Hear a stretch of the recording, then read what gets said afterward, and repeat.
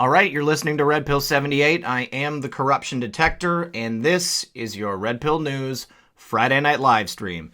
Can I get some 5x5s in the chat room? Can I also get notifications on if you guys received notifications?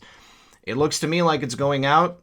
I am checking the live feed. It says that it's there. Boom. Okay, boom. Excellent. Thank you so much, everyone, for joining me tonight. We've got a lot of news to go over, and we've got my good friend Harry Hubbard.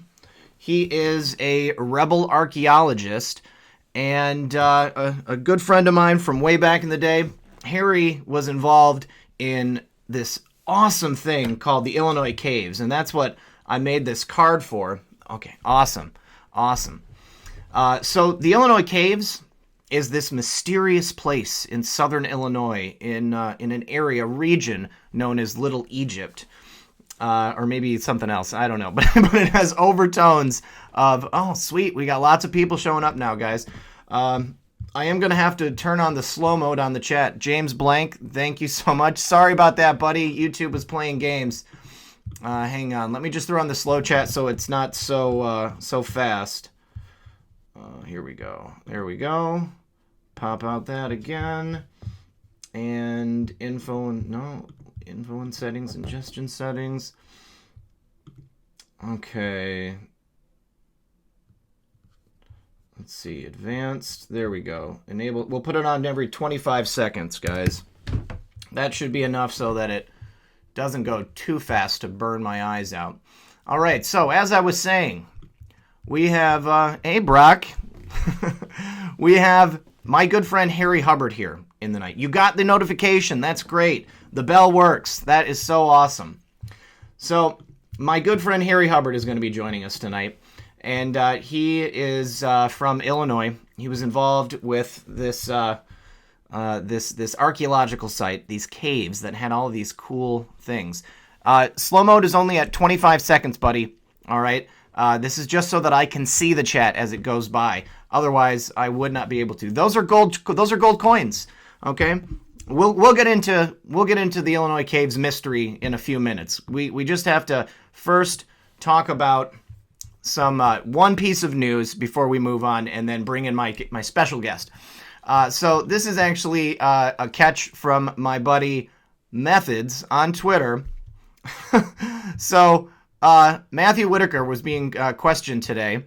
It was giving testimony. They were trying to play hardball, and they were going to subpoena him. I don't really know if they got the subpoena in. I've been so busy this last week, so I've been unable to get into that. But I do know that he appeared today before the Senate committee.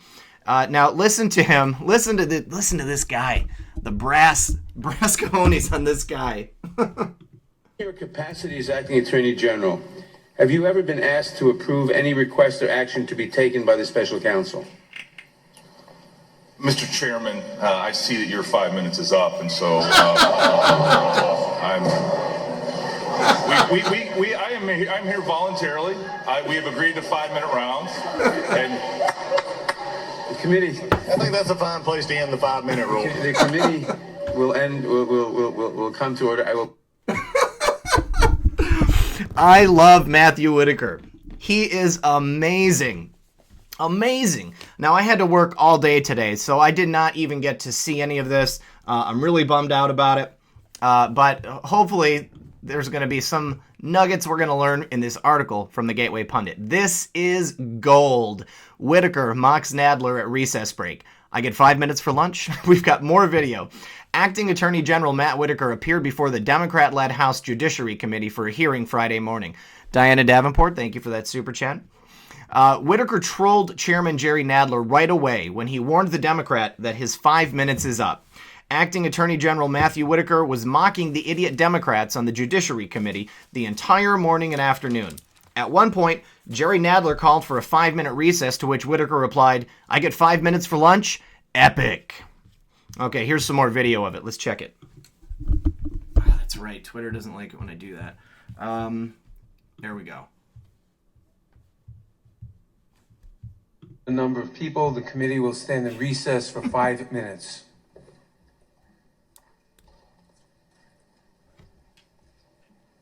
5 minutes for lunch. Oh my God, Matthew Whitaker giving it to him at every point in time. Just amazing. Now, Whitaker also triggered Sheila Jackson Lee, this is good, when he refused to answer her stupid questions where she demanded only a yes or no answer. Nadler is not happy with Whitaker's testimony and wants to recall the AG back for an interview under subpoena, said Fox News reporter Chad Peregrine. Acting AG Whitaker hearing ending. Nadler tells Whitaker his testimony was at best inconsistent and not credible. Nadler says he will recall Whitaker back for an interview under subpoena if necessary. Reminds Whitaker that there are outstanding questions he expects to be answered. Well, I certainly hope that he gets called back because I would love to see Matthew Whitaker there under duress because I'm sure that he will be even less compliant with these fools and their unnecessary questions. All right, you guys, we're going to bring in my good friend Harry Hubbard. Harry, I might have to send him a message. Unmute. Harry, are you there? I'm here, bro. Excellent. I'm so glad to see you. Harry, for the people in my audience who don't know you, would you give us a little introduction? Who is Harry Hubbard? Well, that's a long question to answer. Well, give me the cliff or notes. Long answer. I actually made a video, History of Harry Hubbard, so that people could get to know me. Okay. So I'm originally from Georgia, lived in Florida, I've lived in Tennessee, Arizona, Mexico. I've lived in Illinois for several years. And it was in 1991, I believe, I got involved with all this mess up here. All right. And I've had a lot of videos. I've written 2 books about it, and they're available on ebooks and at alexanderhelios.com. That's right, alexanderhelios.com. So you've got you've got actual books that you've written, you've got ebooks that you've written, you've even got some free stuff to give away at alexanderhelios.com. That's right. But let's see. So when you say this craziness, we're talking about the Illinois caves. Tell us, what are the Illinois caves and why are they so important? The Illinois caves are a series of man-made crypts, and it houses ancient Egyptian kings. They aren't Egyptian as such. They are Macedonian/Greek. And we made the proclamation, the declaration, in 1994.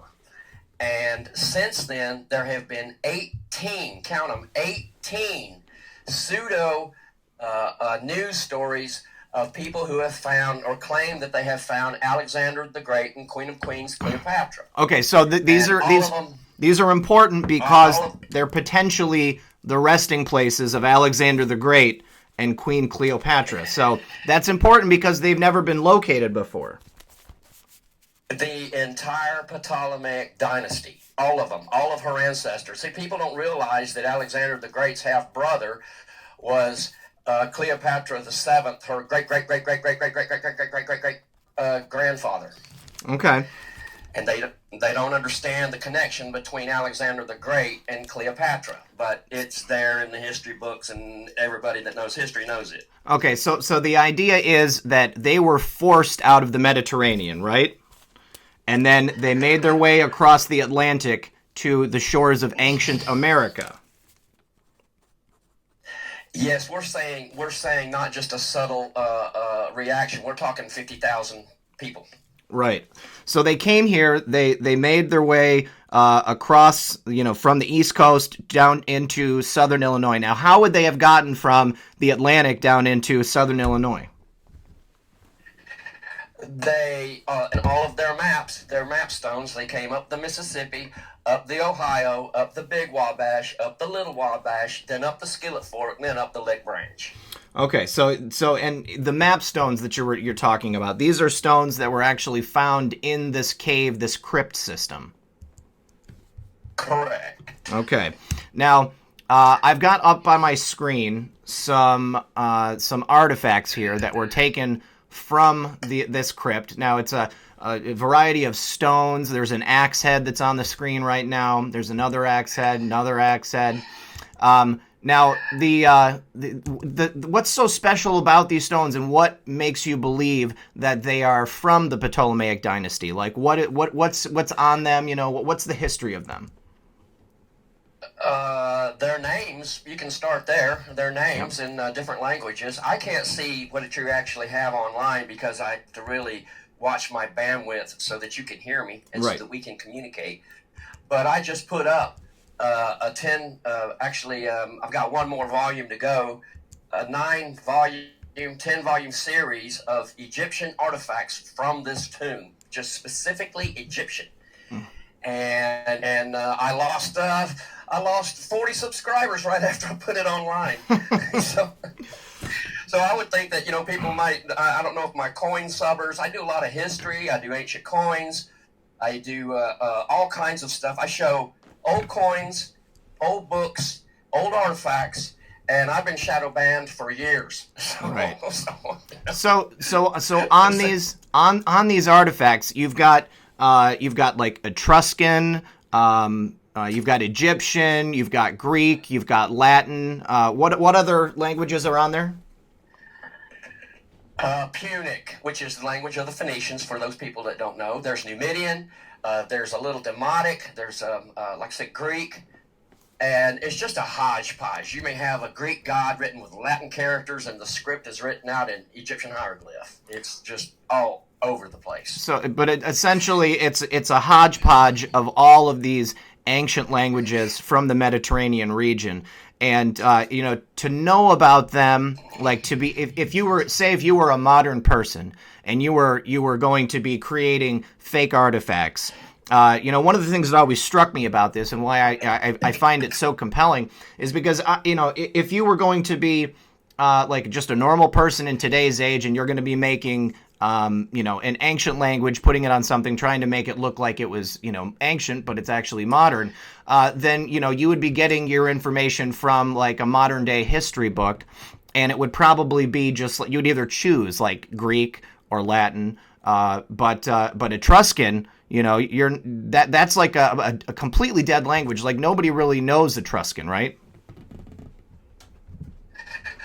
Hall busted Etruscan in 1994, and what it turns out, it's very similar to the other Central Italian languages, Umbrian, Oscan, Faliscan, and Latin, is all right there in the same area.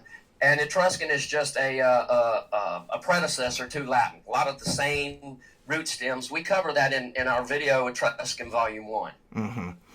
But so the way that they're written and the way that these are put together, like, I mean, you can tell looking at these artifacts that they're old, that they're ancient. They look like it's different hands that have created them. It doesn't look like it would be something that, a poor dirt farmer like Russ Burroughs would have been able to put together. That is correct, and several, about 24 tablets have been sent through forensics, a laboratory in Santa Fe. And they come out 1,600 plus years old, 1,800 years plus. They can't give you an exact date of manufacture, but they can go back in time and give you a before present date. Right. Okay, cool. Now, the thing that's most fascinating is the saga of the gold. Tell us about the gold in the Illinois caves. Well, according to the ledgers, which I detail all the ledger books in my book too, they pulled out $7 million worth of gold. That was back in the late 80s.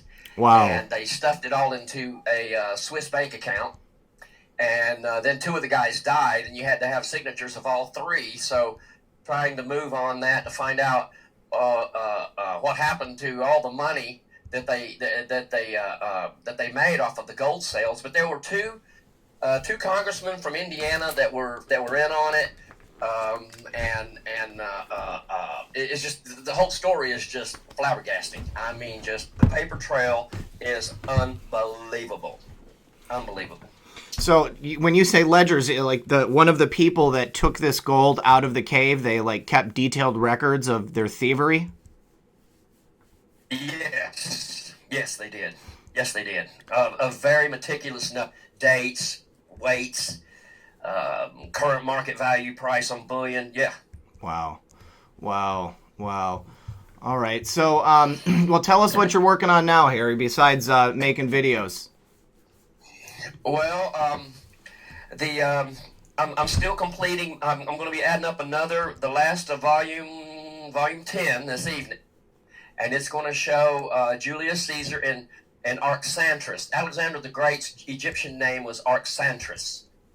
Okay. And there's already several famous people featured in this little series of Egyptian artifacts. Some amazing tablets, amazing. And I'm thinking about doing another one on currencies. I'm working a murder case, a 32-year-old murder case, and where I believe the guy was railroaded and convicted and falsely, and everybody knew it, and he got railroaded. And I'm working on that. And if I sold 1,000 books on with the Alexander Helios book, Tomb Chronicles 1 and 2, which I did 2 little short videos a couple of weeks ago on book 1 and book 2 that somebody can watch, overviews, and I show table of contents, forwards, introductions, etc. And if I sold 1,000, I would break down and write book 3. But at this point, I just think it's a labor of love that I don't love right now. Sure. And you've known about this for a long time. You've been here. Me and you have. We actually got stuck out at the site. You hit a bunch of stuff in your van, and we hit a bunch of weeds. The engine choked up, and I had to pull all this brush. Remember that? I had to pull all this brush out of your engine to get it started again. Yep, yeah, I remember And that. we were it was not a good scene. It was not good at all. So, Well, and you and I, we've traveled thousands of miles together. I mean, we've covered a lot of ground. Yep. We drove out to Connecticut and we did that seminar at the what was it, Foxwoods Casino? Something like the Pkwy Museum. Yeah, the Pkwy Indian Museum. Now Yeah. on the screen right now, you guys, this is one of the weirdest ones. It appears to be a female, humanoid. But that, it looks like she's wearing like a space helmet, and there's like a 6-pointed star, and there's a moon. She's got some type of shawl with a swirl thing on it. Just crazy stuff. Now, Harry, so people can also find you by going and checking out an old version of, what was it, America Unearthed with Scott Walter. Yeah, you were here for that. Yep. Shoot. Yeah, History Channel. History Channel. And Yep. they made me look.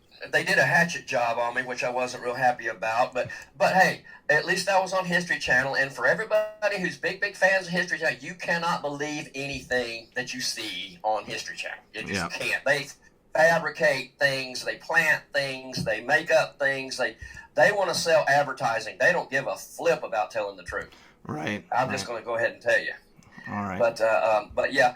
Now that was one of the problems, Red Pill, is that there were a lot of tablets that showed Eves, females in spacesuits, flying ships.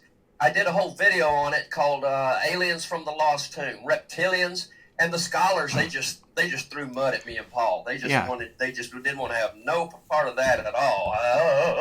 That was actually the video where that brought me to you. If you guys want to see something real interesting on YouTube after this, search or go to Harry's channel and look for "Aliens from the Lost Tomb," because it's all the specific artifacts that have like a space theme. It's pretty cool. And I show a lot more, several more of them. In my interview with Jeff Renz, because we went through the website and there were more, and I still don't have all of them together. There's still over a dozen that I don't have anywhere online for anybody to see. My bad, but lots and lots of them, 40, 50, 60, shoot, you name it. And they're all over the place, with decipherments too. Right. So tell us about the types of things that you've deciphered from these tablets. Like, what's some interesting stuff that you've found? Queen of Queens, Cleopatra, mother of Helios the king, several tablets of Julius Caesar, several of Alexander the Great, Ptolemy. I also show Cleopatra's father. There's some of Mark Antony. There's let's see. There's death chants, death commemoratives. There are history tablets, science tablets, greeting cards, lyrics for songs,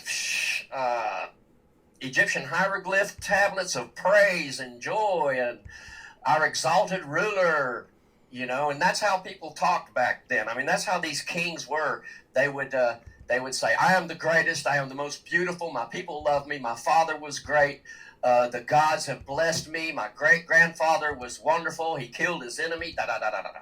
Right. And that's kind of how a lot of these tablets go. There's a lot of praise and a lot of things of that nature.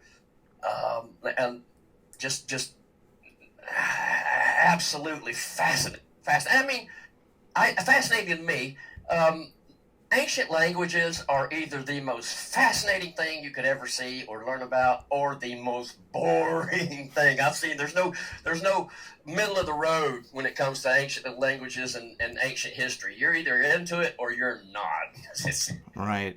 Well, so the whole point of this is that civilization is far older than and American history is far older than the historians would allow us to believe.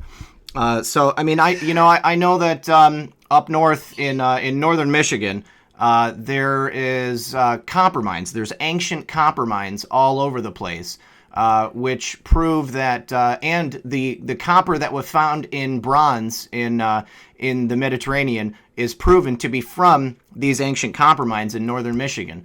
So that's just another connection bringing this all together. But there's just some fascinating stuff in here, Harry. Very cool. Well, the story in short part is this, is Alexander Helios, who is Mark Antony and Cleopatra's missing son from history. Okay, he is the one that was responsible for bringing all this over here. He is missing from history at age 10. He falls off the planet. And people say, oh, they found Alexander's tomb in Egypt and Cleopatra over here. No, they didn't. It's just all a farce. And not you might have other people that say, oh, they found Alexander the Great. But no, we're still standing after 25 years. We are the first people in history to declare that we found Alexander and the Ptolemies. See, they were all buried together in Egypt. They just Cleopatra knew that Octavian was coming to arrest her and take her back in his triumph to Rome. She did not want that to happen, so she whisked the bodies out, and her son took charge of it. Now, whether they went around the Horn of Africa or whether they went through the Mediterranean, we don't know. It's just speculation. Either way, I've got my reasons for believing one way. Paul's got his reasons for believing another way. Paul is my my colleague, my partner in all this. Right. It's too big for one person. It was, and we know it's bigger than us. So we have to keep that fire going. Awesome. All right. Well, listen. And we do it by cutting videos. That's right. So let's send people to where they can check out your stuff. You've got your Harry Hubbard Illinois Caves channel on YouTube. You've got hundreds of videos on there. I think about 70 some odd. Okay, so almost more 100. going up. Most of them have deal with this tomb, but there are, like you say, there's probably another 100 of interviews online that I've done for the past 10, 12 years. Right. So yeah. And then you've got AlexanderHelios.com where they can go get your books and check out some free stuff that you've got to give away as well. And then you've got. Yeah, do you remember when Whitley Strieber called you to yes. tell me to get to the phone or something? Yes, I do. I do remember that. That was a lot of fun. Eating at some Italian restaurant or something, and you get a call from Whitley Strieber. That's so funny. All right, and then you've got your original website, IllinoisCaves.com, where they can go check you out. And then you're also on Facebook, right? You're also on Twitter. So Harry Hubbard on Facebook. I don't do Twitter. I don't do Twitter. I don't know how, and I don't have any cell phones, so I don't know how to tweet. Okay, no problem. I've never tweeted. All right. Well, But, I believe you set that up. I did. I set that up. You also set up a bunch of stuff about you set up our YouTube channel. Yep. You set up Alexander Helios. I got it set so the Facebook automatically tweets out any of your posts out to Twitter. So. Oh, okay. Yep. Okay. All right. Well, listen, Harry. We're gonna let you go, buddy, because I got to get to the news. I got a ton of stuff to get to, but peace out, brother. Hey, peace out. Thanks a lot, brother. Have a good show. You too, brother. brother. I'm anxious to hear what you come up with, man. I sure loved your show, and for all your audience, this is a great guy. He's brilliant. He is just amazing, and just single dad, just incredible person. I really appreciate peace that. Out, brother. Peace out, Harry. Thanks for coming on. Proud of you. I'm so proud of you, brother. Thank you, man. I appreciate it. All right. We'll see you, bud. Bye.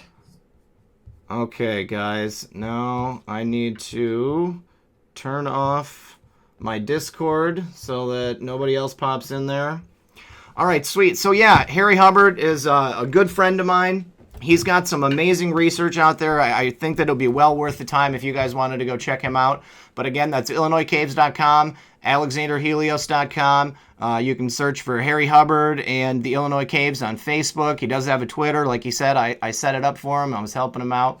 All right, so let's get into some news now.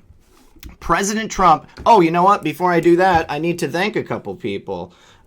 First of all, Ian McCullough, who just gave me a super chat. Thank you, buddy. Also, Sunday, thank you so much for the super chat.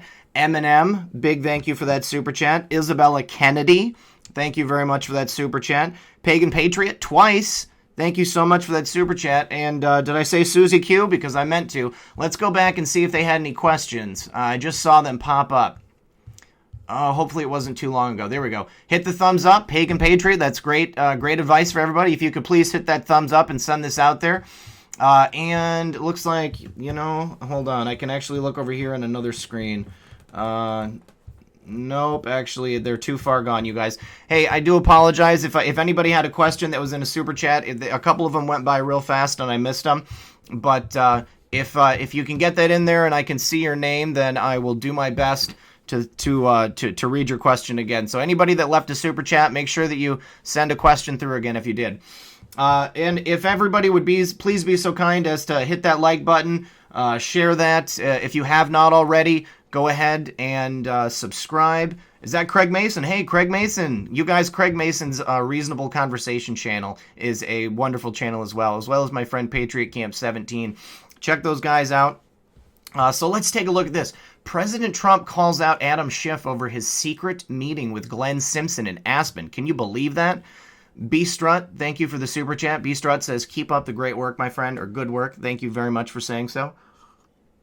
Look at Adam Schiff. He's all ruddy and looks like he's in a little bit of a nervous situation. President Trump called out his nemesis, Adam Schiff, on Friday morning over his secret meeting with Fusion GPS co-founder Glenn Simpson last July. That's a little suspicious. As previously reported, the new chairman of the House Intel Committee, Representative Adam Schiff, Democrat California, had an undisclosed meeting with Fusion GPS co-founder Glenn Simpson last July at a security conference in Aspen. Now, I just want to point out the sweet irony of Adam Schiff, Mr. Leaker Extraordinaire, being the chairman of the House Intel Committee. In other words, Congressman Adam Schiff was colluding with Russia dossier Hillary Clinton water boy Glenn Simpson at the height of the Russiagate cover-up. Award-winning journalist John Solomon reported that there are photographs of Adam Schiff in a sport coat and open-neck dress shirt, and Glenn Simpson wearing casual attire. Trump called out Adam Schiff early Friday morning. He said, "Now we find out that Adam Schiff was spending time together in Aspen with Glenn Simpson of GPS Fusion." That's interesting that he transposed those. "Who wrote the fake and discredited dossier, even though Simpson was testifying before Schiff," as reported by John Solomon of The Hill. Let's see. Oh, Karmanon, you're here, buddy. Glad you're here. Now, Schiff, who is leading the massive investigation into President Trump's finances and personal life, and Simpson, one of the key figures who helped Hillary push her phony Russia dossier to the DOJ and FBI, both insisted to John Solomon that they only met briefly last summer. They only met briefly at the base of a mountain as they were getting ready to ski slowly down with each other, holding hands.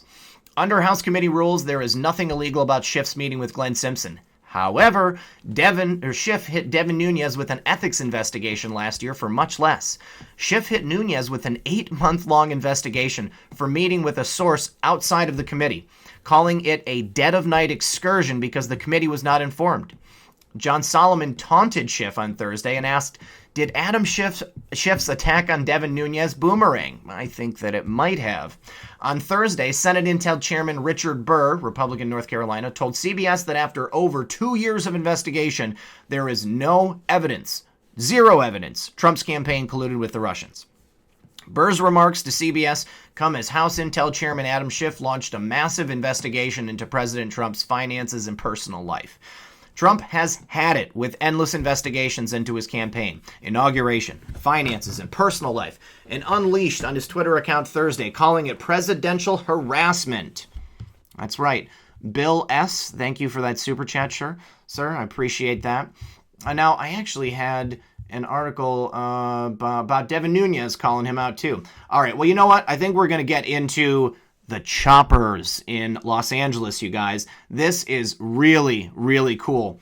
But first of all, I want to talk about this website, whatdoesitmean.com. You guys, many of you might know because I received messages from a lot of people with links to this website, whatdoesitmean.com. I want to go on the record and say that I personally do not see whatdoesitmean.com as a legitimate source. Every single story that they publish is something that it's an SVR report, or it's coming out of the Kremlin, or it's a secret thing from the Ministry of Defense. Now, what they'll do is they'll take real stories, okay? And when you cover that tweet regarding, okay, Shafe1903 says, thank you. Well, thank you, buddy. Thank you for that super chat. So whatdoesitmean.com takes a story like George Soros is in Switzerland, okay? And then they add in that George Soros was arrested by somebody in Switzerland. And of course, we're not hearing anything about George Soros, so there's no confirmation. Let's see. Sunsprite, is Schiff a descendant of the Schiff who F this guy? Yep, that's right. So the stories that are on whatdoesitmean.com are like a conservative, behind the scenes fever dream, okay? It would be so great if this specific information here was true, but we can't call it, anything other than what it is but speculation. However, they talk about this stuff as if it's dead on, okay? Now, I do believe that the stuff that happened in LA, the choppers and that stuff, I do believe that could be the beginning of maybe some special ops, maneuvers inside of the love you too, Cisco Lady Liberty.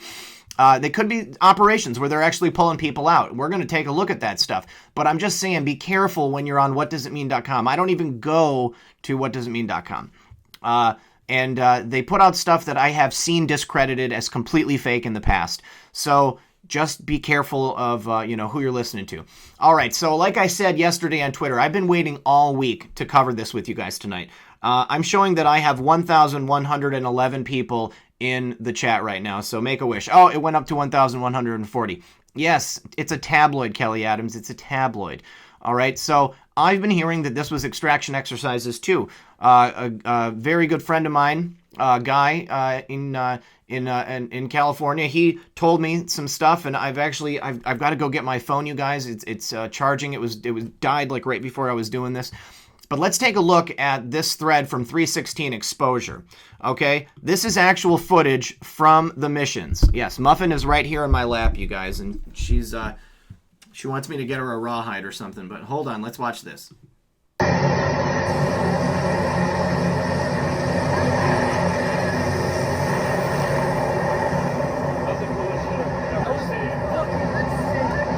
comes the Black Hawk guy. Oh, fuck.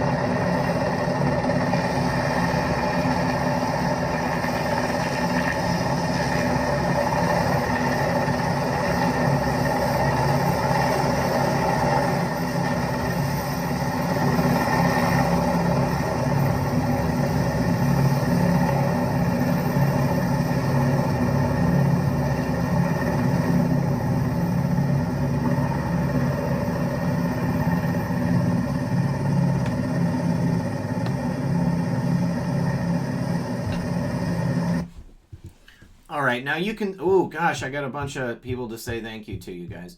Okay, so we're going to start off with saying thank you to Deb, and she says thank you for your work. Thank you for watching. Garrett Slyster says keep up the phenomenal work. No questions, just keep up the super informative videos that help people see the light. God bless. God bless you as well, sir. James Blank says watch In Pursuit of Truth's video on it. Okay, I'll check it out.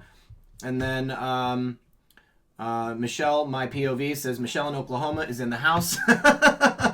Hello, Mr. D. Hello, hello, hello. Let's see here. And okay, so now you can see there at the end, right here, they're carrying something out. I don't know what that is. But this is unprecedented. This has never been done before, okay? They have never done exercises like this in like in a city, okay? Now, I will tell you that the military, they make mock cities, okay? They have cities that they build just so they can do this stuff. But they've never done it actually in city limits like this before. This is totally new. So it's unprecedented, and it's really odd behavior. These are special ops. They've already said that. It's special ops. So let's watch another video here. Let's check this out.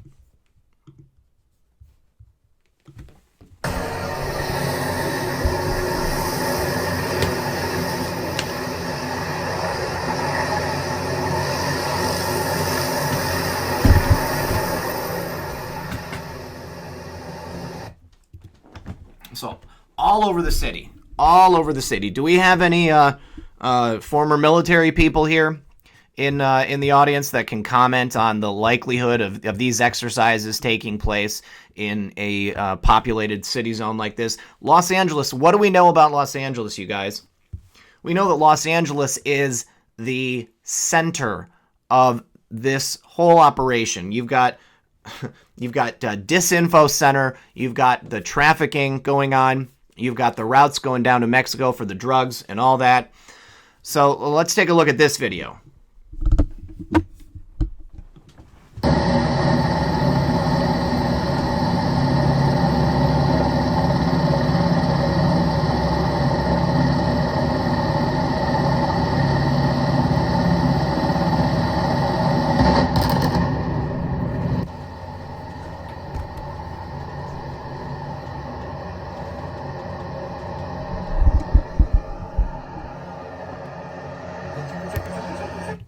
All right, now you can see the police giving backup. You know, they've got these areas cordoned off so that people can't come through there.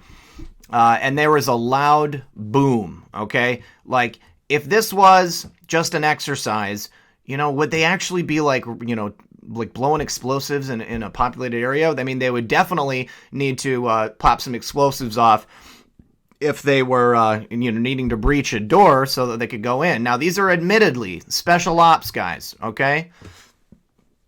There's the Black Hawk right there. You know, this is just fascinating. Let's take a look at these guys right here. Yep, looks like they must have just thrown a breach explosive right there.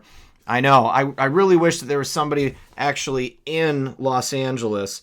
Hang on, guys. I'm going to take a look at this message that I have from my buddy. And see what he said about it. I think that he's got a friend in the area. Okay, so... Okay. He said, he said there's a typhoid epidemic at almost the exact same location that these so-called exercises are happening in Los Angeles. City councils have called it an emergency pesticide company to get rid of rats because of the typhoid. God, that's gross. It's very gross. He said the so-called night tactics drill from the U.S. military landed right in front of the Guatemalan House of Culture that has ties to the Standard Hotel. And, of course, Adam Schiff is connected to that as well. Now, here, let's take a look at another video. This is from Inside Edition. Los Angeles, when loud explosions rocked the night air and military helicopters descended to land on one of the city's busiest streets. Jim Murray explains what was going on. Oh my God. Los Angeles under attack? It sure looked that way as Black Hawk helicopters flew in formation right over downtown buildings in the pitch dark. You can even hear an explosion. Choppers landed smack in the middle of Wilshire Boulevard. Soldiers could be seen running to climb on board in this video shot by a guy out his apartment window. This is Wilshire Boulevard, one of LA's busiest and most famous streets, where people were left in a panic wondering what the heck was going on around 9 o'clock Monday night. It sure sounded like an attack, but it turns out it was just a drill. Social media erupted. This did not look like a drill at all, went one tweet. And this, you got a generation of post-9/11 folks frantically refreshing to find out if there's a need for us to book it out of town. I was very terrified. We had to step away from the window because we thought we were going to get blown up. The U.S. Army did send out a media advisory about the drill, the purpose of which was to enhance soldier skills by operating in various urban environments and settings. Clearly, many terrified folks didn't get the message. And the tests are not yet over. Officials say more drills are scheduled for this weekend.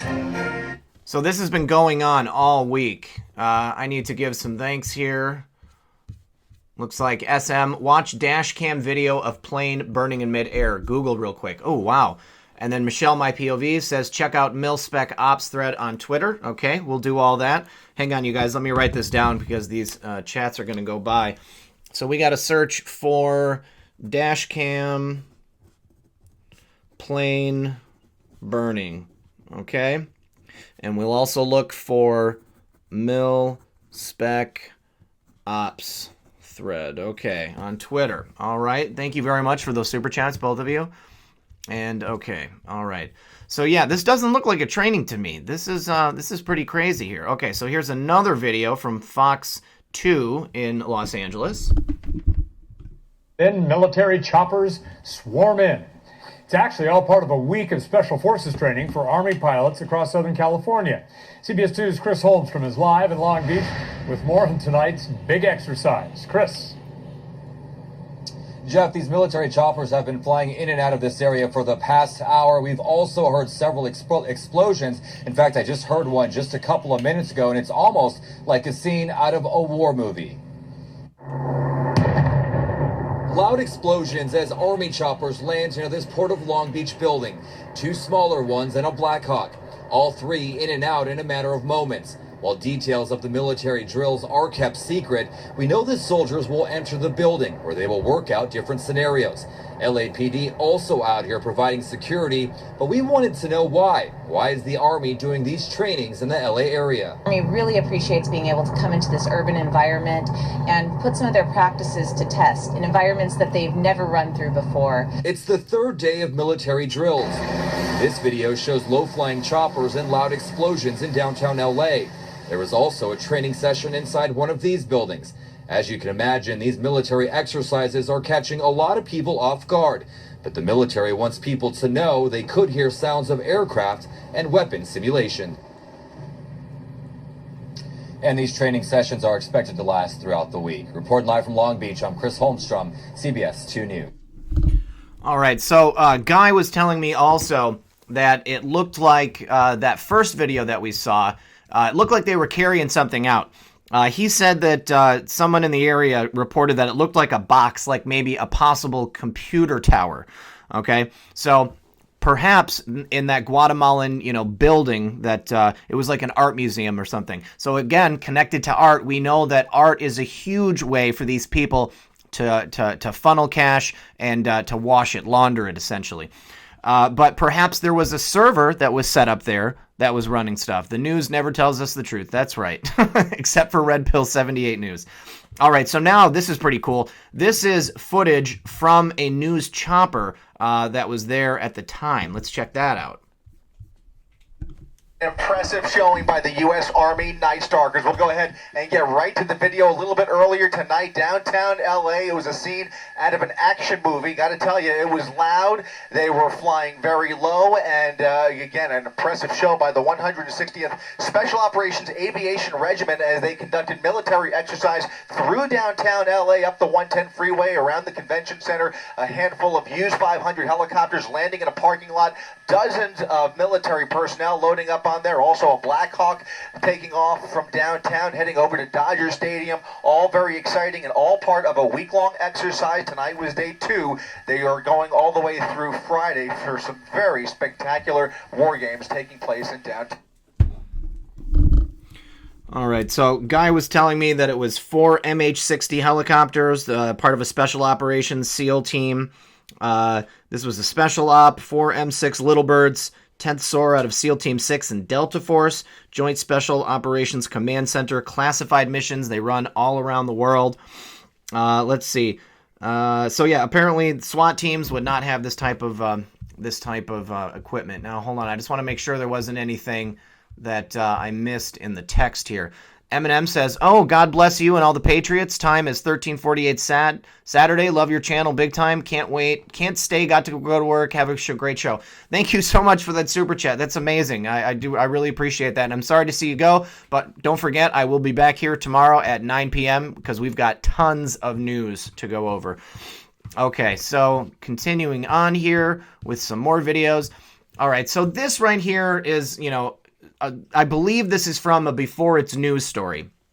Now, again, Before It's News is another site that I look at with a poisoned eye. It's like, what does it mean?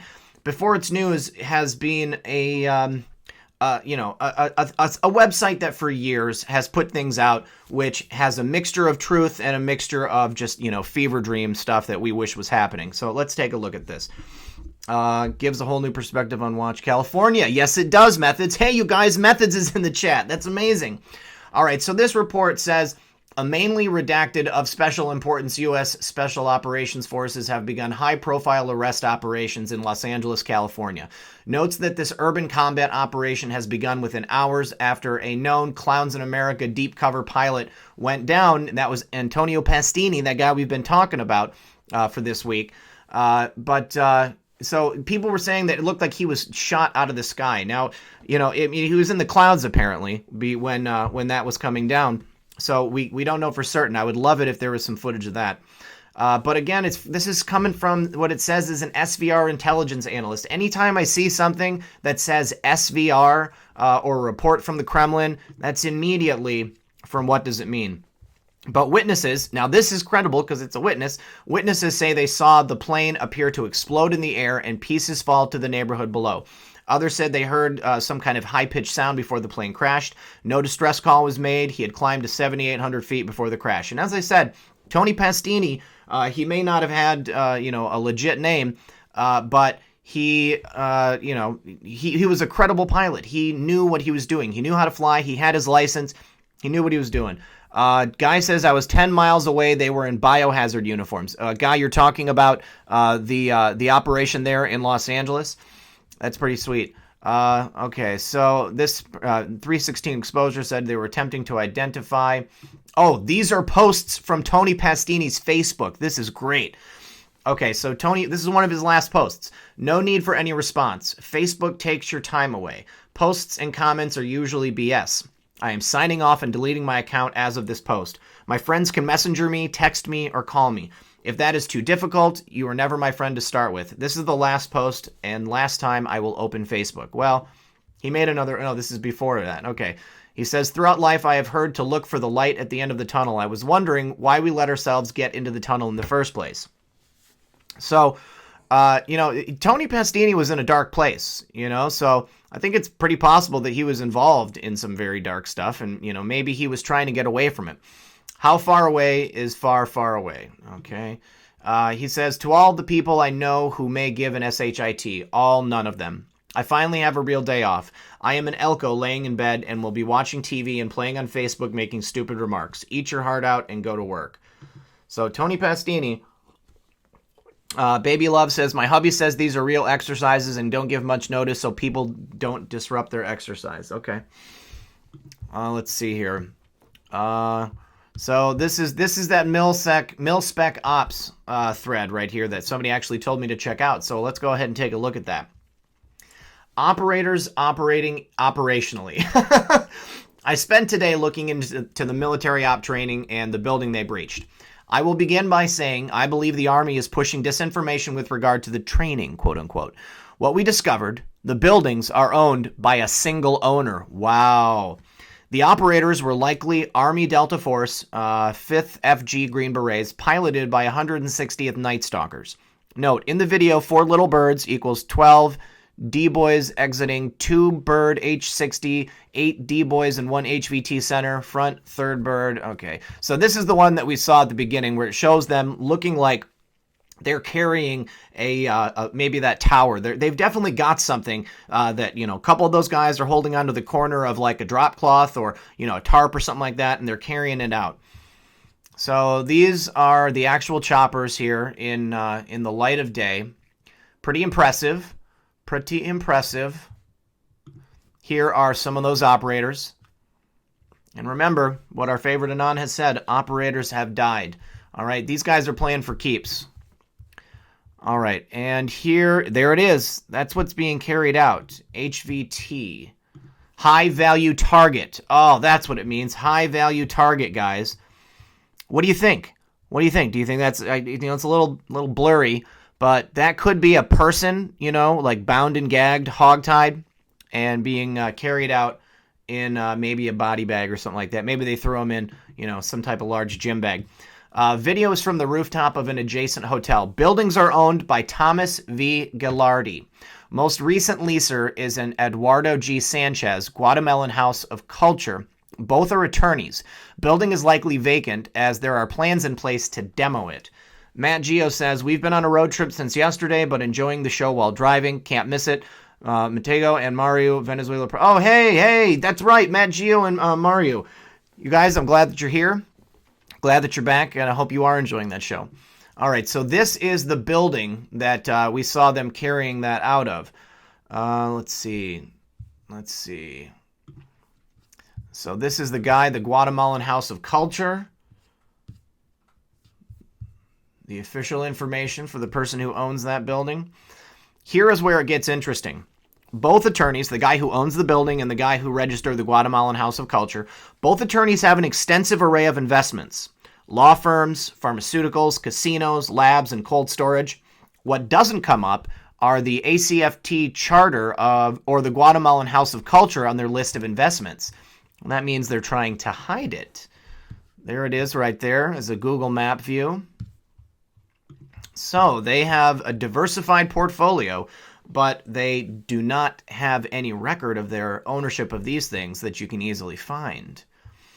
All right, so Thomas Girardi, partner at Rich and Tom's Ground to Chimney, chief executive officer at Rich and Tom's Ground to Chimney, Spectrum Laboratories, Unilever Capital Corporation. Ooh, he's the director of Unilever. Wow. Hawaii Auto Associates, Girardi Financial, Platinum Partners, Kelco Properties, Aztecs Pharmaceuticals, G&G Skate Corporation, Trade Publishing, MSW, and Boyd Gaming Corporation. All right, then also FAA Registry. Looks like they own some aircraft here. A Learjet, Raytheon aircraft. This is the types of planes they are, but they have an aviation company. So, wow, we've kind of got the perfect storm of businesses here, you guys, that they can use to run some type of nefarious organization. Pharmaceuticals, Patriot Camp 17. Wonder what they're producing, what type of pharmaceuticals they're producing, and what exactly are they using them for. They've also got insurance, law firm, Kool-Aid Properties, Dozner, Ozzy's Automotive, Rancho San Angel, Ozgest Corp, Superior Service Technologies, Continental Transportation Services, TDC Services, Sanchez Eduardo, Law Corporation, Homeboys International LLC. I wonder what that is. Bogarin Cold Storage, so they've got storage, Sunshine Behavior and Plus, Behavior, Bobcat Interests. Oh, that's quite the portfolio. Girardi has 3 aircraft under G&L Aviation. 2 cannot be tracked, but frequent Central America associated with his law firm work. The 3rd, under an LLC, is fairly active and traceable. Girardi's wife, wife Erica, is a frequent flyer. So here is the photograph of one of their planes. Yes, Shockmeister fentanyl comes to mind, and we know that's a man-made opiate, so it's a chemical. All they got to do is put the right ingredients together. En route, the star didn't explain why she was flying on the jet. That's his wife, I assume. This aircraft is not available for tracking. Wow. So they don't want you to track them. Daniel Nelson says, enjoy a cup of coffee. I certainly will, my friend. In the meantime, I'm going to have a sip of my cold, clear glass of water. Reverse osmosis, guys. Don't drink tap water if you can help it. Reverse osmosis is very affordable to purchase or to filter yourself at home. But I'll tell you, fluoride is all kinds of bad. It does a lot of horrible things to your body. It replaces calcium in your bones. We actually have an epidemic. Homeboy is a detox facility. Thank you, God's guy. God, he's my boy in California, you guys. So fluoride will replace calcium in your body, in your bones. Okay, right now we have an epidemic of osteoporosis in this country. Well, osteoporosis and skeletal fluorosis are indistinguishable. Okay, the effects are the same. Causes brittle bones. It can build up in your growth plates. Causes all kinds of horrible things. Not to mention cancer. Lowers your IQ. You can take a look at some areas of the world that have historically high levels of fluoride in their natural water. And, well, the thing is, distilled water, you can't distill water and get the fluoride out of it. That's why I use reverse osmosis. And it has to have a fluoride filter specifically. But yes, clean well is also very good water. I'm in the city, so I guess I should also say that if you're in the city, I'm just recommending reverse osmosis water so that you can get away from the fluoride. Okay, so they are going from Concord to Goldsboro, Goldsboro to Concord, Concord to West Palm Beach. Okay. This is another one of their planes.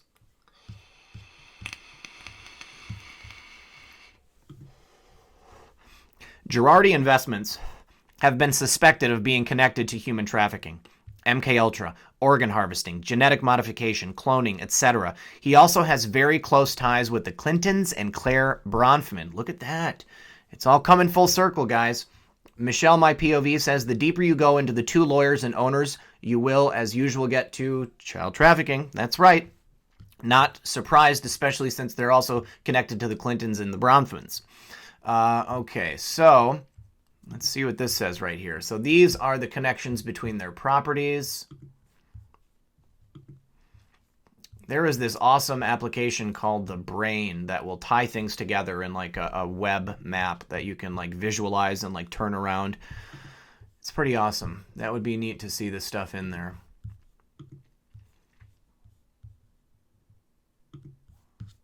So his wife, Erica, is one of the Hollywood elite and also has several investments. You may know her from the Housewives of Beverly Hills. Wow. Wow, look at that. What are the chances? What are the chances? Erica Girardi. Well, we're going to have to look up Erica Girardi now, guys. In case anybody's ever seen The Real Housewives. Erica Girardi.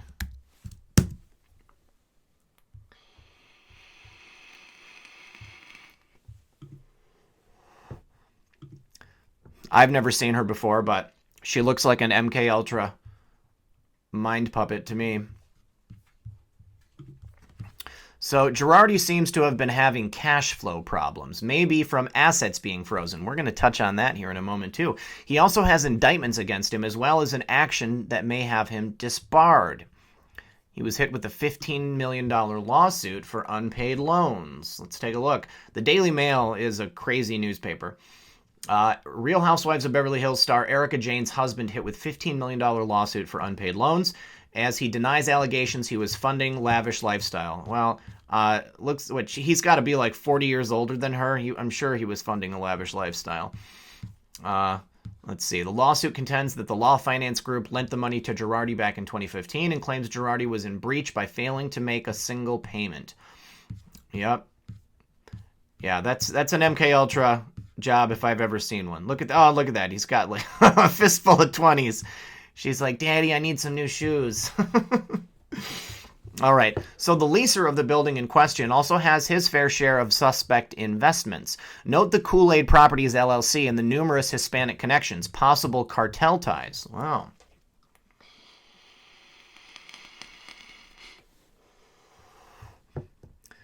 Yep, definitely some Hispanic connections there. And more here. Homeboys International LLC. This rabbit hole goes very deep, and you could end up being far greater than the Epstein-Nexium discoveries. The likelihood that 40-plus highly trained operators just so happened to breach the very building owned by Girardi with these connections is about 0. That's right. I would totally say that that's the truth. Let's check out SPEC Ops and see if there's anything else. No, nothing here, nothing here. Okay. So let's get through the rest of this thread. Okay, so that was it for that thread. But we've got some more articles here talking about exactly what was happening. So, military helicopters were seen flying in formation around downtown Los Angeles, and explosions were reported in the area that were all part of an exercise. The choppers and explosions caused many people to head to social media, scared about what they were seeing outside. Many people also tweeted that they saw the exercise in Silver Lake, so this was in multiple places in California. One helicopter even landed in the middle of Wilshire Boulevard, and soldiers were seen rappelling out of the aircraft onto the rooftops. Authorities urge to use "there's no cause for alarm" because these guys will continue for the next several nights. And then we've got some more videos here. MH-6 Little Bird and MH-670 Black Hawk helicopters involved in an urban training exercise. Let's take a look. I don't think this one was in our... Sorry, guys. Yes, it was. Yes, it was. Okay, so... Muffin wants to go outside, you guys. So I'm going to try to get a video on that will go for a couple of minutes here. Okay, I'll be back in a minute.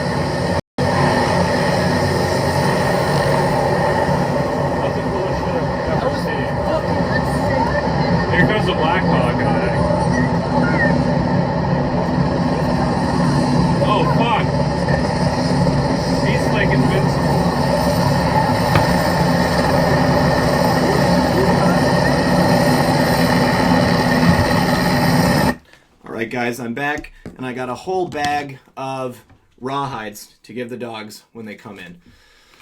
All right, so basically, this looks to me like some type of exfil operation, all right?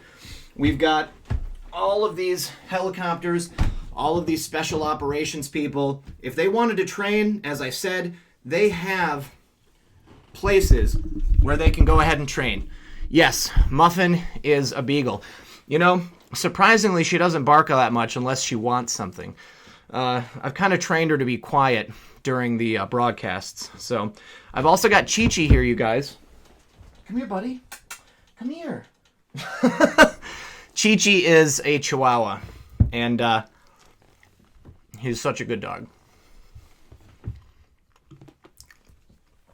All right, so moving on. Kellyanne Conway describes a violent assault by an out-of-control woman at a restaurant in October. I did not know that she was assaulted. But this just goes to show you the insanity of the left. The complete insanity of these people. Former Trump campaign manager and counselor to President Trump spoke with CNN on Friday about a violent assault by an out-of-control woman at a restaurant in October. Kellyanne Conway told CNN's Dana Bash that she was grabbed and shaken by a woman while out with her teenage daughter in a Maryland restaurant in October. What does Muffin know about HRC? She knows that HRC is a bad, bad woman. Let's see here. Kellyanne Conway said, I was assaulted in a restaurant and that person has to go to court soon. I was standing next to my daughter and many of her friends at dinner, and she was right here next to me. Next to me and her friends were too. Somebody was grabbing me from behind, grabbing my arms and shaking me to the point that I thought somebody was hugging me. Maybe one of the parents was there to pick up his or her daughter. And then when I turned around, it just felt weird. It felt like that was a little aggressive. And I turned around and the woman had grabbed my hands and she was just unhinged. She was out of control. I don't even know how to explain her to you. Her whole face was terror and anger, and she was right here and my daughter was right there. She ought to pay for that. She ought to pay for that because she has no right to touch anybody. She put her hands on me because she put her hands on me. I said, get your hands off of me. This is the type of crap and abuse that Republicans face today on a regular basis. Kellyanne Conway is pressing charges against the woman. Columbia Bugle, this is somebody that I follow on Twitter as well. You guys know I don't have pictures tonight. I was having problems getting the stream ready, and I had to work basically up until the moment that I got on. So I was unable to put it together. If we have a long video here, yes, Eminem gave $100. Yes, Eminem did. Did Eminem make another special request? No? Okay. All right. So now this was at Devin Nunes on Future of Liberal Media following Trump-Russia witch hunt. They are going to have to learn to code. This is so great. I don't know do you guys know about the learn to code meme? Do you remember when all of those all of the coal mines were closing, and the press was just, being cruel to the coal miners and saying, well, you guys, now that the coal industry is gone, you need to learn to code. Yes, everyone, say thank you so much, Eminem. I do appreciate that. That's amazing. Okay, so oh my God, I haven't heard you say this yet, but Girardi represents Mack and Rainieri. Oh my God. Mind blown. Fly, thank you so much for dropping that in here. That is incredible. Yes, how many pets? I have 2 dogs and 2.5 cats. I have a Chihuahua. I have a Beagle. Then I have a Maine Coon cat. And then I have she's a Seal Point Siamese cat as well. All right, let's see. Okay, so Nunes weighed in on the continued fake news reporting surrounding the Democrats' deep state Trump-Russia collusion narrative. Representative Nunes offered much-needed advice to the failing liberal media hacks in Washington, D.C. They are going to have to learn to code. I don't know what this cottage industry of press in D.C. Hold on, you guys. Hey! Stop barking. Come here. Come here, buddy. Come here. All right, sorry about that, guys. Who's Mack and Rainieri? Allison Mack and Keith Rainieri, the people behind Nexium. Here, go over here. Go over here, buddy. Take that. Go over there. Let's go ahead and take a listen to Devin Nunes trolling Adam Schiff and the liberal media.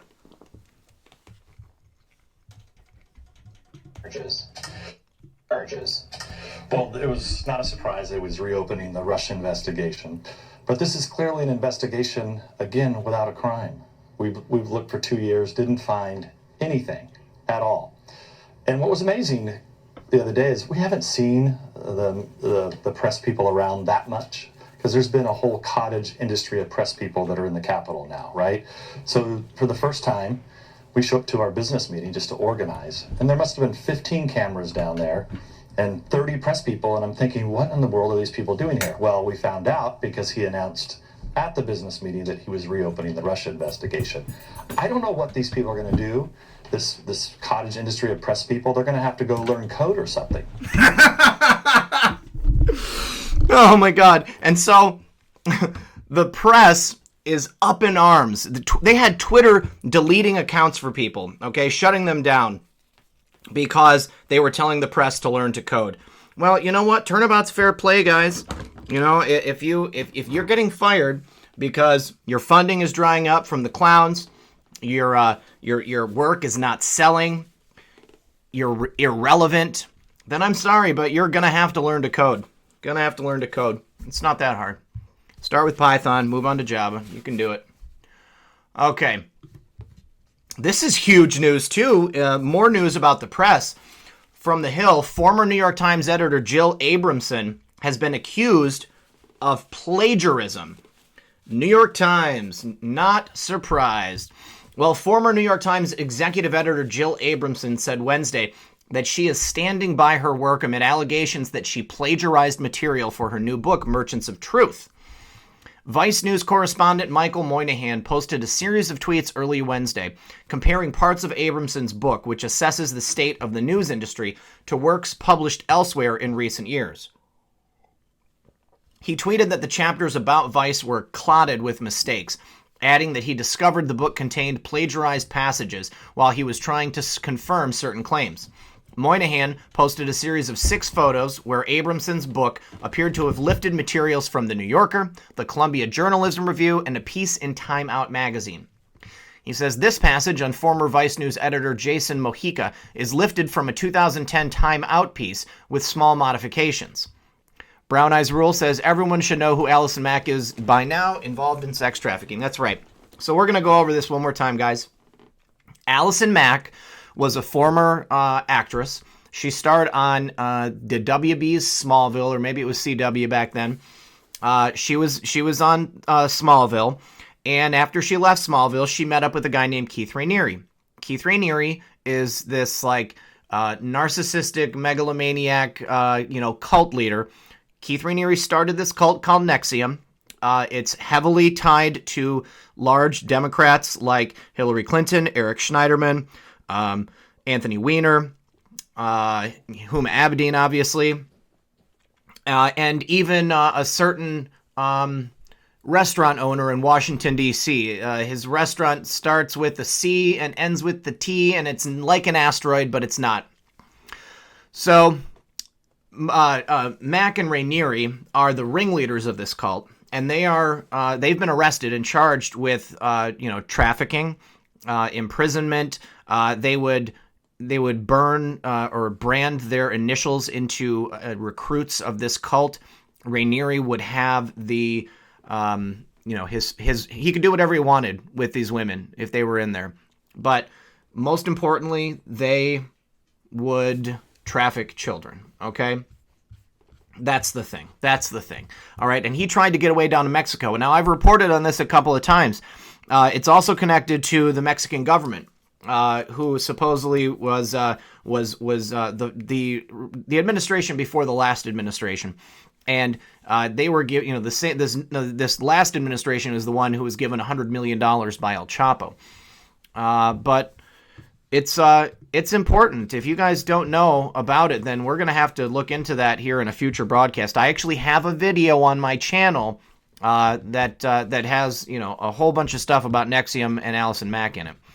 Let's see. So this paragraph here can be sourced to 2 places: a master's thesis and a 2013 New Yorker piece by Lizzie Whitcomb. Another one, the example from one source. Oops, shoot. Did not mean to do that. So the gist of this is that Abramson is a hack, okay? She stole all of this stuff from all of these people's books and their articles. In another thread on Twitter, writer Ian Frisch accused the former New York Times editor of taking passages from some of his own work. He noted that he was credited in the footnotes of Abramson's book, but suggested that Abramson did not provide an indication of how extensively she used his work.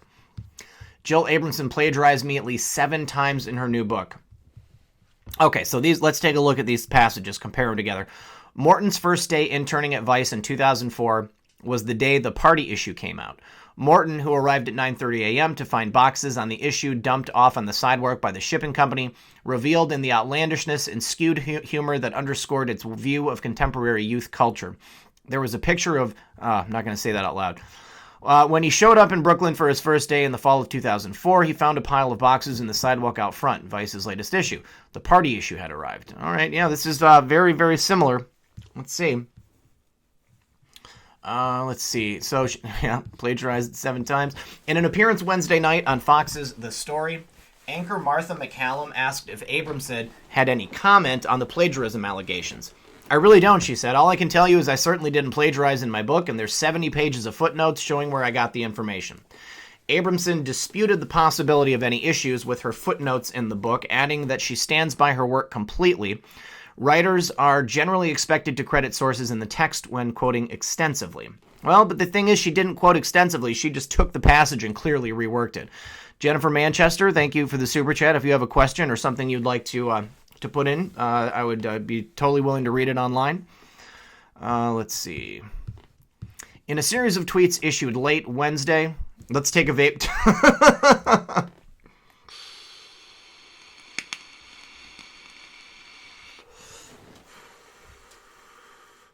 That's right, guys. Vape them if you got them.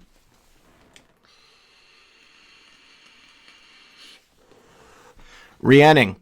No, I haven't seen that. Send it over because I'd love to see some more stuff about the helicopter stuff. If you want to, you can DM me on Twitter. Or actually, don't DM me on Twitter because actually I can open it up in another window. But yeah, if you send it over to me, then I'll pull it up and we'll take a look at it. Anybody who has any information about the California chopper stuff, I would love to see it. Helicopter Anon says it's bioweapons. Okay. All right. Very, very cool. I mean, it's not cool, but I mean, it's cool to get the info is what I mean. So yeah, Jill Abramson is a plagiarist. All right. Oh, guys, you know, I've been waiting till now to talk about this because every time I tried to do a video about this, YouTube would demonetize it. They wouldn't want me to put it out. So we know there's a couple of things going on in the state of Virginia. We know that the governor was pictured in a very compromising situation. One person in a costume, in a sheet, shall we say, the other person wearing a lot of foundation. And he wouldn't admit to who he was. Well, some brilliant Anons tracked the pants in the picture to to some pants that he was seen wearing in another photograph. So he was the one dressed up like Michael Jackson. Well, then it comes up that the Attorney General of Virginia also admitted to wearing some makeup. And hold on just a sec. I'm going to pull this up. And then the Lieutenant Governor of Virginia is apparently accused of sexually assaulting at least 2 women. 2 women. Let's see. Inbox.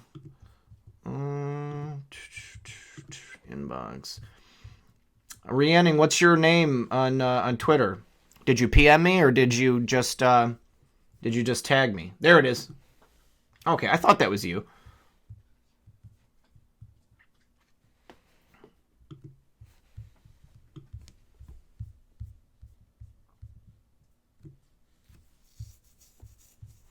Oh, you know what?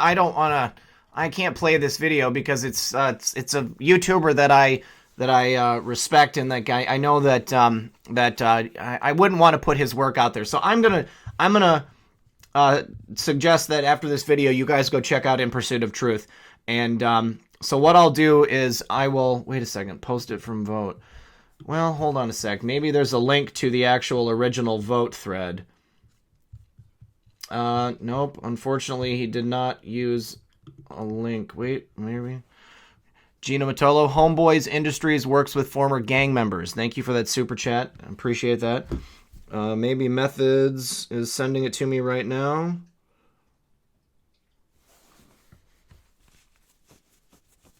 Yes, I am going to cover that, buddy. Federal Virginia, former Virginia employee. Yes, sentenced to more than 17 years in prison for producing CP. Class act, that guy. Okay, dang it. In Pursuit of Truth, buddy. Where is the link to vote? You guys, I'm going to have to find it and show it tomorrow because I don't want to show In Pursuit of Truth's video because I don't want to be taking his direct work. Let's see here. But Virginia state delegate announces plans to file articles of impeachment against Fairfax. Fairfax is the lieutenant governor who was a known sexual assaulter for years. This guy has been on the radar of Democrats and their leadership for years. Now, Patrick Hope, the state representative for Virginia's 47th district, announced his plan to file the impeachment paperwork on Monday if Fairfax has not resigned by that point. Former Democratic Virginia Governor Terry McAuliffe has called for him to resign. So here's the governor, here's the lieutenant governor, here is the attorney general. Meredith Watson accused Fairfax of assaulting her in 2000 while they were students at Duke University in a statement released earlier on Friday. We serve as counsel for Meredith Watson, who was sexually assaulted by Justin Fairfax in 2000 while they were both students at Duke University. Mr. Fairfax's attack was premeditated and aggressive. The two were friends, but never dated or had any romantic relationship. Fairfax denied the allegations, saying they are demonstrably false, adding that I have never forced myself on anyone ever. Earlier this week, Dr. Vanessa Tyson came forward and accused Fairfax of forcing her to perform a certain act on her 15 years ago. She said they met at the 2004 Democratic National Convention in Boston. Fairfax has acknowledged that they had a sexual encounter but denied that it wasn't consensual. Oh, shoot. Hold on. There is an incredible tweet that I wanted to show you.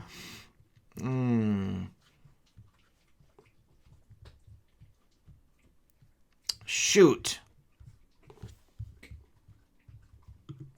Darn it. Okay. Well, it's not here anymore. But it was an example of a liberal who came out during the Kavanaugh hearings and said, believe all women, resign Kavanaugh, he should be fired. And then this woman comes out and says, I believe Dr. Vanessa Tyson. And she said, that's a statement you should not be making. This is premature. You can't come out and say that. Okay, so if they're a Democrat and they're accused of rape or sexual assault, then it's okay. It's not okay if they're a Republican. Okay, now, not only was the claims against Kavanaugh completely unfounded, all right, Bill Smith disappeared again? Did he really? But the claims against Fairfax are corroborated. These people immediately went and told people, all right? Oh, Podesta ancient aliens. Let's see. Let's see if YouTube lets you clear 100,000. Yeah, it'll be interesting if YouTube lets me clear 100,000. You guys, I think I might hit 93,000 tonight. No, yeah. You guys, I'm only 93 subscribers away from 93,000. So if anybody is watching this that is not subscribed, I would so appreciate it if you guys would subscribe. You sent what you sent me. Did you send it? Okay. I will go to the original article. Yes. Thank you, Rhiannon. Here we go. Okay. Oh, this is going to be good, guys. Helicopter on here with some thoughts. So in the late 90s or early 2000s, I was actively involved with military helicopters in quite a few ways. Yes, my info is dated, and things may have changed, but I doubt it. I watched the LA videos, and many, many things were strange. When I was actively involved with helo ops, nothing like this would have ever been done for training. Zero chance, and the following is why I feel so strongly. First, the helos in the video. The vid mentions Army helos. This is important. Different services use different configurations of the H-60 helo. Now, a standard Army troop transport bird will be a pretty basic machine. It will not have ESSS, it will not have FLIR, it will not have refuel probe, and the accompanying internal fuel tanks. These machines in their basic config are kind of like a flying heavy-duty pickup truck with a stake bed. Relatively lightweight with a big cargo capacity and a moderate range with any given fuel load. The more advanced versions, like that we're seeing in this vid, are not the normal H-60 Army version. Instead, they appear to be an HH-60G configuration. I could be wrong, but it's close. This beast will have the following additional stuff: refuel probe and extra internal tanks, FLIR, the little bump thing about the size of a basketball sticking out below the cockpit, etc. They may have been one of those rescue winch thingies that they can lift and lower people on as well. Shane Preston says, Red Pill 78, 100,000 stand by. Yeah, that's right, man. I'm close, you guys. Do you know if if you know, I don't know. I thought that somebody told me that when you get to 100,000 subscribers that you get like a plaque from YouTube. But then somebody else told me it was 150. I don't know. You guys, I heard Soros was arrested too, and I don't believe it. I really hope that it happens, but I don't know that it's true, and I haven't seen anything, you know, with any verifiable information to say it's true. So until I see it, you know, I'm not going to say it. You know, it just kind of bugs me when I see people putting out those stories from what does it mean, or, you know, they're like, oh, you know, I got a tip here. You know, Soros is arrested or whatever. Even when I put stuff from the chans, there I make sure to tell people this is from an anon. You know, this could be anybody, but it's cool. I like it. You know, I just don't trust before it's news or what's the other one? What does it mean? Yes, FLIR is night vision, you guys. Oh, my friend Matthew said he was going to send me a night vision like monocular so I can go outside and look at it. Man, I know. I wish it was true so much too. All right, so you can see this in the video. This is important because it means a few things. First, this is not normal Army. This equipment is almost certainly the purview of Army Special Forces. It could be Air Force CSAR as well, but this is unlikely, and that is a pretty small group of people that are there, only maybe 50 AF, CSR, Blackhawks ever. Today, I think they are mostly replaced with that V-22 thing that killed all those pilots in the 80s and 90s. 90% sure this is Army Special Forces. It's definitely 100K, live free or die. Okay, thanks, bud. I never ever saw that description anywhere at all. It's important. It means there was a lot more goings on than meets the eye. Also, I think the little guys were OH-58s, not sure. Those are called killer eggs. For those to be flown between buildings is kinda not a big deal. They are highly maneuverable and have many small rotors giving them a small profile. The Black Hawk pilot thought probably was making diamonds with his, but going into that LZ that small, to be honest. Heck, then there's the standing bans for all flight ops between stuff, for instance. If there is a canyon, like for instance the Grand Canyon, they are standing orders that pilots may never fly below the top of the canyon. They can fly over it, but they can never descend into the canyon below the rim unless it is a mission essential, like in a CSR live mission. Same with stuff like mountain canyons. This is the Grand Canyon to think of the size of the gap between these buildings. See what I mean? Next, one actual location of the operation. Never, ever, ever would this happen for training. Never, ever, ever. Get the picture. You want to know a one-star general's greatest nightmare? It would be a stupid training op happening where one of his aircraft killed a whole lot of civilians for no reason. That's exactly what I was thinking. Let that sink in. There was no reason to do a complex and dangerous live training op in the middle of a major city with civilians living and working in the area. Heck, oh man, get that off the screen. On a balcony, tossing an empty bottle over a railing into those rotor blades could cause a disastrous crash and dozens of deaths and bad press for a decade. How likely do you think the generals would be to take such a personal risk and career risk when they could simply say, I command you to do this training op at a proper remote facility with building mock-ups out of a training range somewhere, and have zero risk? I guarantee you 101% that this was live military ops and not training. There is zero chance that this was training. This was live ops. There you go. This go. Austin says, yes, at 100,000 you can get one, but you might have to write them to get it. John X. Army did not get his till he complained, but I think he had to pay for it. Wow, really? Yeah. Jason says, never say never. Well, again, Jason, this is Helicopter Anon. This is not me. This is Helicopter Anon speaking. All right, so I will actually leave a link to this in the description below my vehicle, you guys, or below my vehicle, below my article. Or my video, God. All right, so here, you know what, this is a really important article here. I'm going to save these Gateway Pundit articles for my videos. Okay, but do you guys remember the Awan brothers? This is good. We're going to talk about this. We're going to talk about a couple of different things coming from the Justice Department. There we go. All right, so Judicial Watch has sued the DOJ for records of investigations into the Awan brothers' Congressional Democrat and IT scandal. This is actually from November 2018, but I realize that there are maybe a lot of people who don't know who the Awan brothers are. The Awan brothers, we'll learn about them in this article.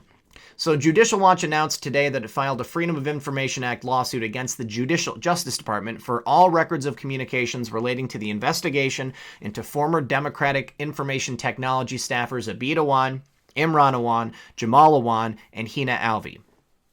Imran Awan and his family were banned from the House Computer Network in February 2017 after the House's top law enforcement officer wrote that Imran is an ongoing and serious risk to the House of Representatives, possibly threatening the integrity of our information systems, and that a server containing evidence has gone missing. The Inspector General said server logs showed unauthorized access and procurement records were falsified. Imran Awan was Democratic Representative Debbie Washing Machine Schultz's top information technology aide. Most lawmakers fired Awan in February, but Wasserman Schultz kept him on until he was arrested in July of last year, trying to board a flight to Pakistan. That's right.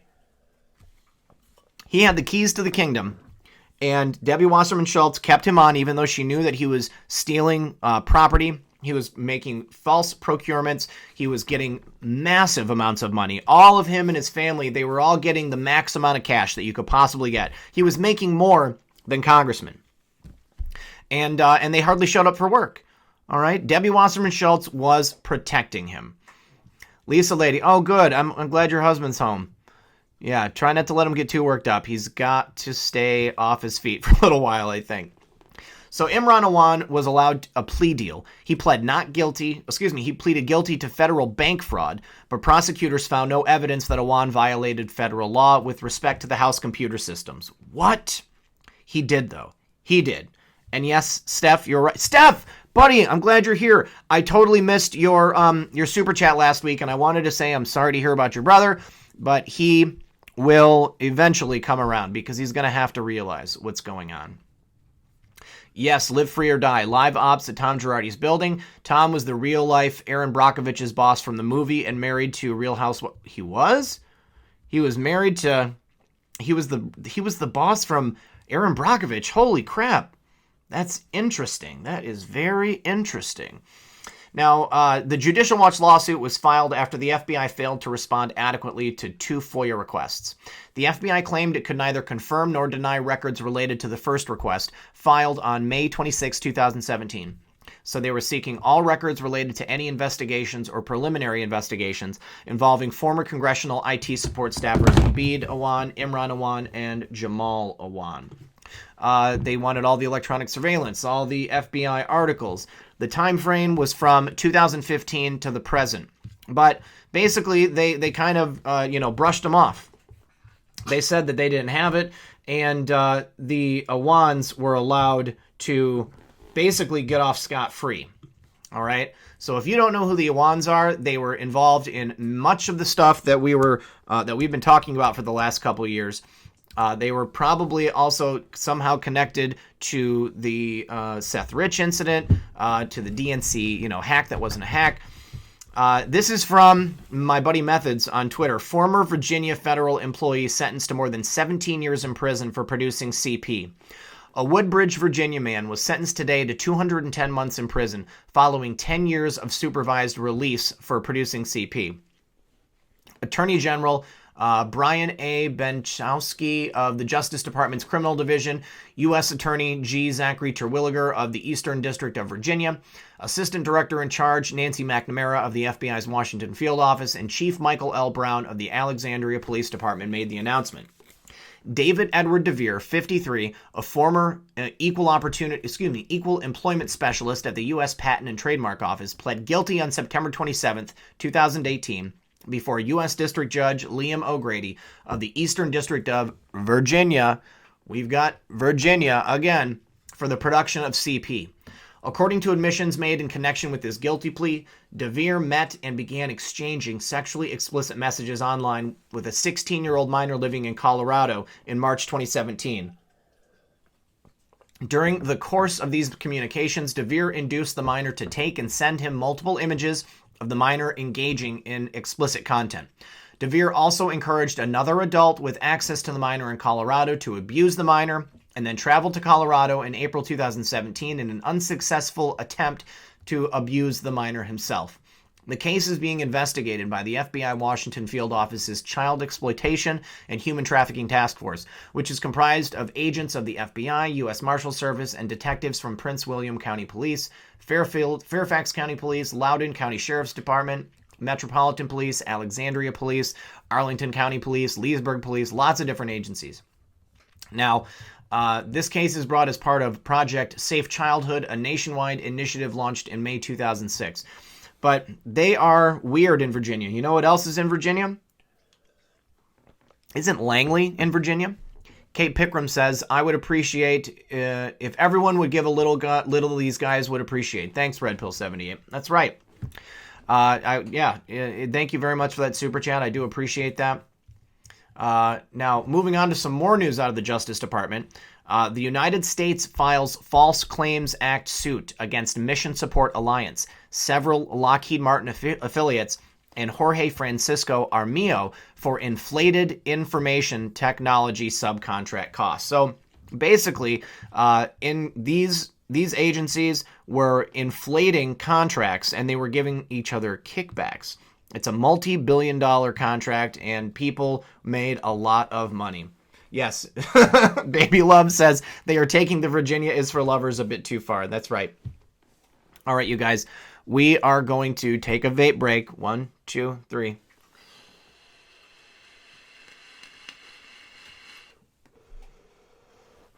I need to charge.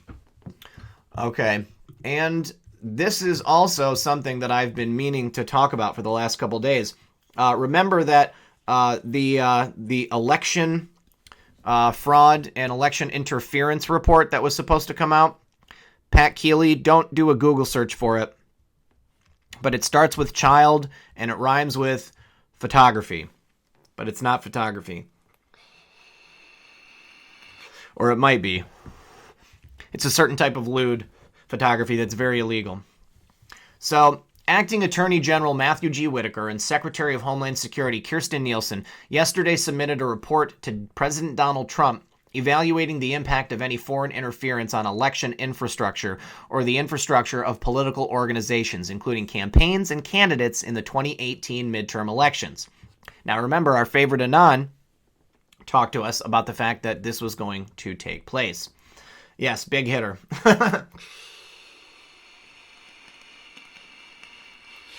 My office is one big cloud. Brian Glaze, good for you. Personally, I am stone cold sober myself, and I enjoy life far better that way. Now, that's not judging anybody else. Do not tell Pat Keeley what this is in the chat. The reason we're not saying it, Pat, is because this is something that if we were to say it, it would be my video would immediately get blocked. You should figure out what this is on your own, Pat. I do apologize. Go do a Google search for what is CP a code for. And that's all I want to talk about it because it's horrible.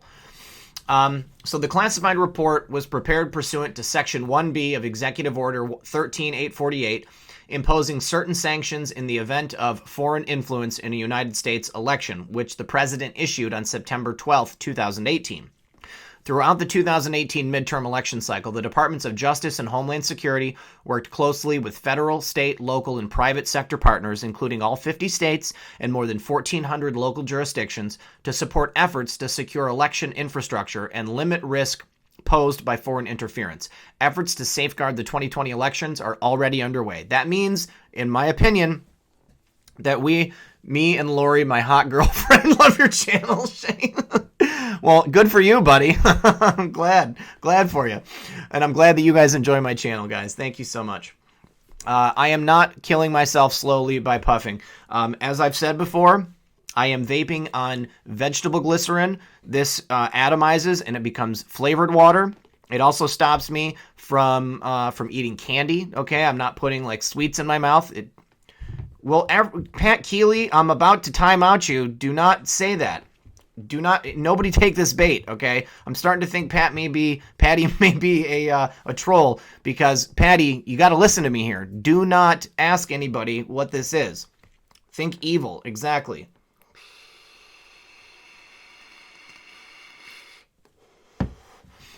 Although the specific conclusions within the joint report must remain classified, The department have concluded there is no evidence to date that any identified activities of a foreign government or foreign agent had a material impact on the integrity or security of election infrastructure or political campaign infrastructure used in the 2018 midterm elections for the United States Congress. That means no Russia collusion. Okay, thank you. Thank you, Patty. Okay.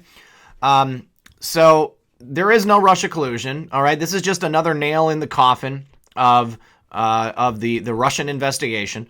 There's nothing there. Now, the Shockmeister, I used to Brown Eyes rule. Okay, everybody, take my word for it. Nobody can tell what that stands for. If you go do a Google search for it, go to the FBI's website and look up crimes against children, okay?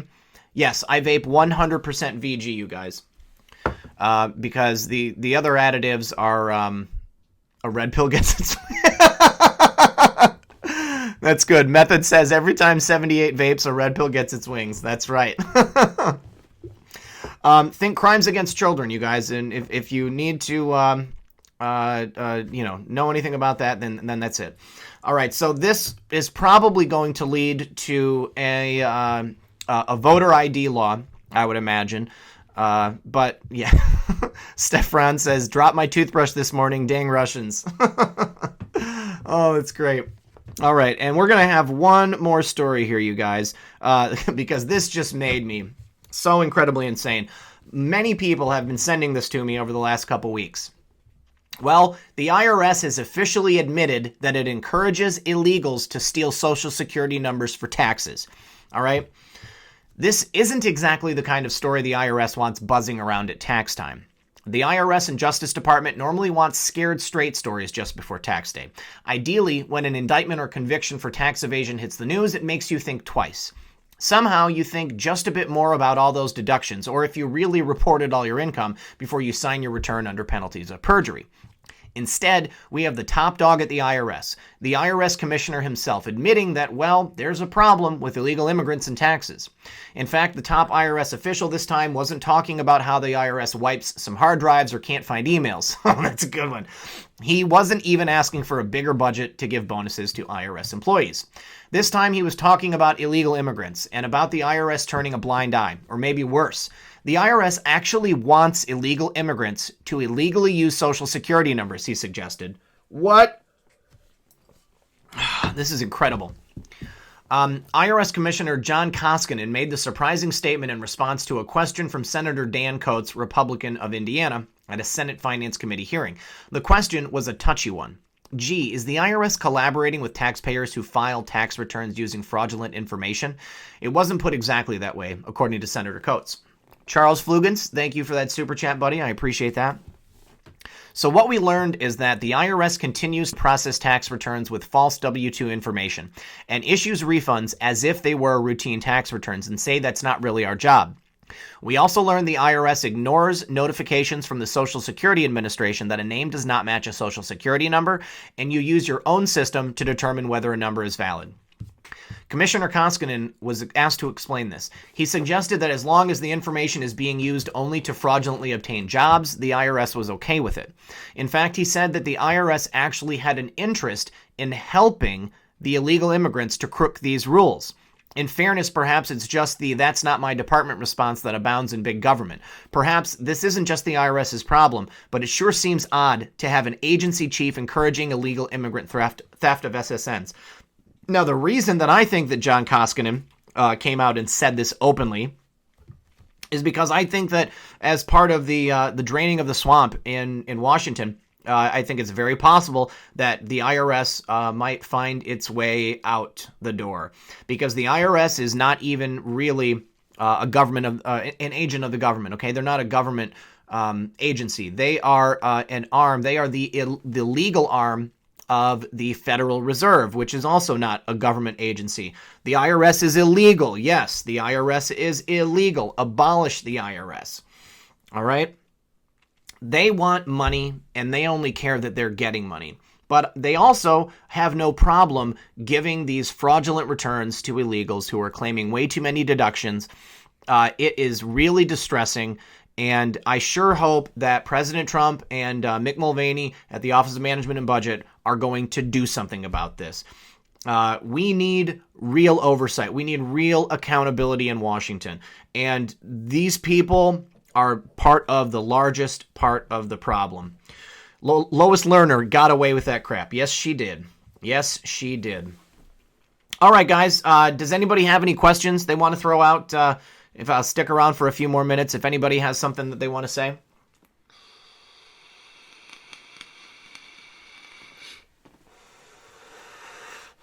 I still got to get some dinner tonight. I worked and then I immediately went to work. So pardon me if I take a bite off of this banana real quick.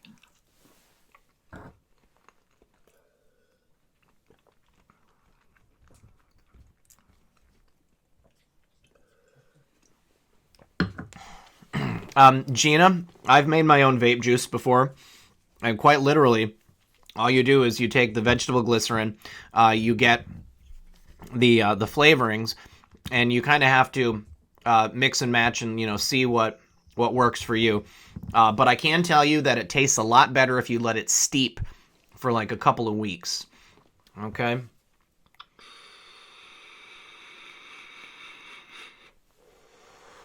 My thoughts on AOC, Dan Finkler. I think that AOC is completely unqualified for her job in Congress. Pokey Sanchez. Patriot Camp 17, what is the meaning of life? The meaning of life is to grow as a person spiritually and intellectually. I think that we are here as energetic beings. Our soul inhabits these bodies, and we are meant to become as much like Christ as we possibly can. I think that, and I legitimately feel that way. I think that everybody should live their life as if each action they take could affect the next person they come in contact with greatly. I think that we need to behave in a way that is the way that we would want to be treated. I think we need to have respect for people. And I think that we just need to do the next right thing, and some people out there might understand that when I say that. But doing the next right thing is, the way that I live my life. I am a hardworking person. I've got 2 jobs. YouTube, I consider it my part-time job. I've got my full-time job. Then I've got my household and I've got my animals.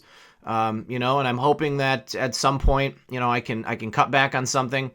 Maybe live a more carefree life. But in the meantime, I'm just going to keep being a good person. Diana Davenport, thank you for the super chat. She says, tired of winning yet? Me either. Exactly. Where we bark one, we bark all. Hashtag muffin, hashtag Chi-Chi. Thank you, Dana. But yeah, AOC is not qualified to be in her position. I think that she was elevated by the Democrats, and I think that they are regretting it right now. I don't think that anything that she's going to be doing will really get passed. I think that she's going to make a lot of noise. I think that they may try to elevate her again when it gets to be 2020 or maybe after that. But she's going to be one of those voices in Congress that just loud, like a big, loud gnat. And let's see. All right, guys. Well, looks like I got one more question here from Live Free or Die. Well, what do you think about Adam Schiff meeting Simpson with Fusion GPS? Well, I think that they were clearly colluding on what maybe Glenn Simpson's testimony was going to be, or the things that he was going to be saying. Shane Preston, amen on all of that. Thank you so much, sir. I hope that, if I've said anything that resonated with you guys specifically. I like RP because my other buddy, RP, named Ron Paul. That's right.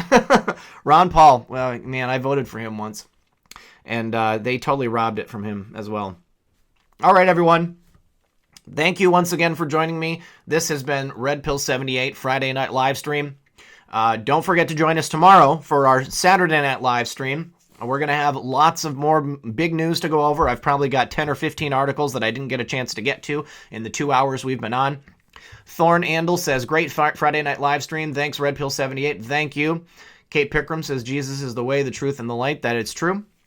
So everyone, thank you again. This has been Red Pill 78. I am the Corruption Detector, and this was your Red Pill News Friday night live stream. Good luck, everyone, and God bless.